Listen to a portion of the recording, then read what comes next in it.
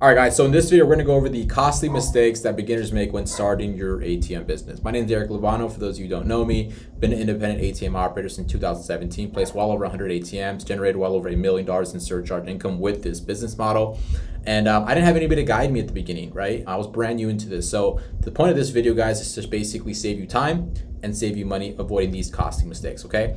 It's not a lot of them, but I'm gonna go over the main ones. First, number one costly mistake is overpaying for ATMs. So a lot of people think when they get into this business that you need a brand new machine for every location that you place, right? And that's just not true, because 90% of the machines that I place today are refurbished ATMs. And the reason why is that the locations that I'm placing these machines at aren't the best locations. And what I mean by that is that they're not brand new businesses that just opened up, and they don't need the best quality looking ATM.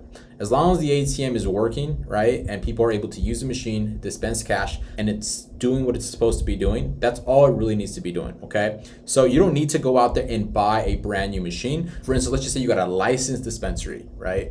And it's brand new, it's very nice in there, then yes, I would buy a brand new machine. And the reason why is because that specific location, I know for sure I'm gonna make my money back, right? You always have to be looking about your return on investment per machine, okay? And so it's very easy to scale when you're buying used refurbished ATMs because you're paying a lot less than buying a brand new one every single time. So when you guys do buy your refurbished ATMs, make sure you buy them from a verified supplier, right? Make sure there's warranty on your machine, so if anything goes down, they're able to fix them, okay? So that's one thing. You don't need a brand new ATM for every location, right? It's only specific locations where you need a brand new machine. Number two, choosing bad locations. So this is a big one because a lot of people, they start their business and they go out and start having conversations with business owners and they get super excited to get a yes, right? I got excited for my first yes, and it was an upscale salon in Santa Monica. For those of you who don't know, Santa Monica is more of a upscale neighborhood. And for me, I didn't care. I went out there, I bought a brand new machine, I got it installed, and that machine made me a whopping $0 within 2 months of it being there. And number one, the reason why is that I didn't have a conversation with the business owner and saying, hey, what would be the incentive for people to use the machine, right? Why do you need an ATM, right? I just got excited that she said yes, and I went out there and placed the machine. So I didn't basically look around and see, hey, is there a high foot traffic? Is there an incentive for people to use the machine? Are they incentivizing their customers to pay with cash? Are they trying to tip their hairstylist, right? And then I look at the neighborhood, and Santa Monica, for those you don't know, a lot of people in that neighborhood aren't really using cash, right? As much as, for instance, Inglewood, right? Two different, demographics, right? So just know that when you're out there and you are talking to business owners, right, it's really, really important to have a conversation and basically say, hey, sell me on why you need an ATM, right? Are you trying to save money on taxes? Are you giving people a discount to pay with cash? What's the incentive for people to use the machine, right? And if you have that conversation before the ATM is even bought, right, or even installed, right, now you have a better idea, right, on your return on investment, right? Because every location you're looking at least what you want to do is industry standard. You want your location to do at least 5 transactions a day. Now, if your machine is doing 5 transactions a day, right, let's just say we're charging $3.50 or even $3, right? And it's doing 5 transactions a day, that's 150 transactions a month. You're looking around $400 to $500 a month in profit. I consider that a great location, right? $400 to $500 a month, that comes out to about 5 transactions a day. That's what I consider a great location. So look, when you're having these conversations with the business owner, make sure that one, there's an incentive for people to use the machine, okay? Ignoring location contracts. All right, so this is a big one. So make sure that you have a placement agreement for every single location that you get, right? And the reason why is I learned the hard way. I got lazy, right? I didn't want to have that conversation with the business owner, right, about a placement agreement. I got lazy and I didn't end up doing it.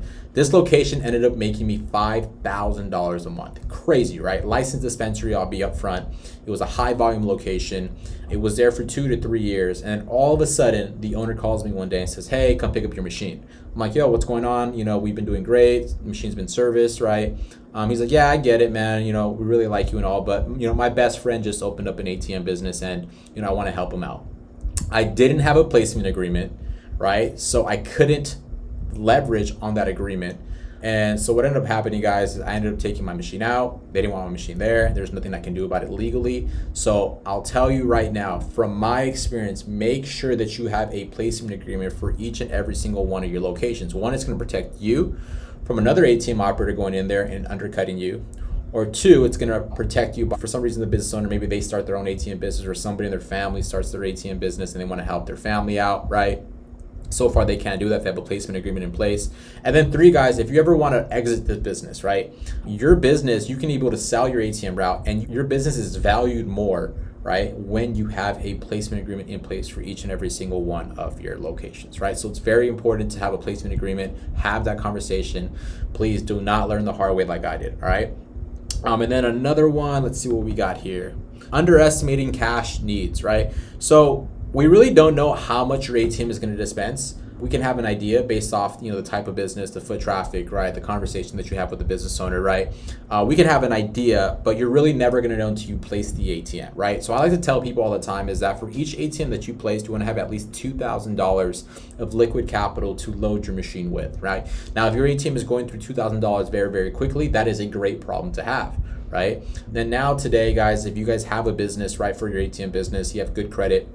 There's credit cards out there, guys, that you can apply for, business credit cards. They give you 0% interest for 12 months. What I would recommend you do is, get one of those credit cards, liquidate that credit card, and use those funds to fill your machines. That way you're not really spending the money, right? It's just you're using that capital to load your machines. And as your profits come in, you can pay off that credit card, okay? And like I said, the money's not being spent, right? You're just using it to load your machine. So you're not actually spending it, so you can pay off the card later on. So just make sure that you have enough capital on the back end to load machines. Like I said, you're not going to really know how busy the location is until you actually place it. Neglecting maintenance and downtime. So if you're doing a really bad job at one, keeping the machine loaded, right? It's always out of order, right? You're not doing a good job at managing it, right? You are basically opening up yourself for somebody to come into that business, pitch them, right? And say, hey, like for instance, let me give you an example. If I see an ATM that's down, that to me is a sign of bad management. What I'm going to do is I'm going to go into that business and say, hey, how long has your ATM been down, right? And I'm going to ask them, hey, are you happy with your service? Are they paying you on time? Is this ATM more of a headache than a convenience? And based off those questions, I have taken other people's locations because they have done a bad job at managing them, right? So be very, very diligent on making sure that your ATM is up and running, making sure it's not out of order, making sure that everything is fixed, right? Making sure that it's operable, right? Because you don't want to be a nuisance to the business, right? So make sure that your ATMs are well maintained all the time. And then I would say the last one, guys. The last one would probably be when you're looking into purchasing, right, routes, or looking into buying locations from other ATM operators, right? This is all a numbers game, right? So you guys want to be careful when you're doing that. You always have to ask yourself, if something is making you money, why are you selling it, right? So I'm very skeptical when I look at ATM routes. Maybe the person, there is, reasons why people are selling their routes. One, a lot of these operators are older. It's a mom and pop. They've been operating ATMs for 10, 15 years. They're a little bit older now. Maybe they want to retire, right? Maybe they want to sell their business to buy another business, right? There can be actual reasons on why they want to sell their route. I get that. But for the most part, guys, when you are looking on purchasing routes, it is a way to build the business quicker, right? And if you have the capital to do so, then go ahead by all means, but go by the numbers, guys. You really want to ask for the ATM reports, right? You want to see what the ATMs are generating on a monthly basis. How many transactions? How consistent are they? Are there placement agreements in place, right? Because the last thing you want to do is purchase this route and then, 2, 3, 4, 5 weeks down the line, right? The owner no longer wants an ATM. So very important that you ask these questions, how much the ATMs are doing, make sure you get the actual reports, and then make sure that there's a placement agreement in place for each location, right, to protect yourself long term. So these are probably the biggest ones, guys, of the ATM mistakes that people make when starting the business, right? And so for you guys, another one is probably, if you guys are looking for a coach or a mentor on how to do this, what you want to do, man, is look for somebody that has the results you want, right? You want receipts when it comes to, especially these days, right? When it comes to all the gurus that are trying to teach you this business, make sure they're actually still out there building the business, right? Not just teaching people the business, right? Those who can't do teach. And so if you're looking for a coach or a mentor, make sure that they have the results. They are still consistently building their ATM portfolio. They have ATMs placed. They're making a good amount of passive income, right? They can teach you and show you exactly how to build their business, right? So when it comes to that, guys, just be very careful out there. And with that being said, guys, if you got more information on the ATM business, click the link below. There's a free school community that I have for people that are just brand new and getting into the industry, checking it out for the first time. Absolutely free. Go in there, get some information. You'll see people that are actually winning at the ATM game. You'll see a lot of people that are there just placing machines every single day. So with that, guys, hopefully this video answered a ton of your questions and gone over the costly mistakes so you guys can avoid these when you start your very own ATM business. Like, subscribe, and I'll see you guys on the inside.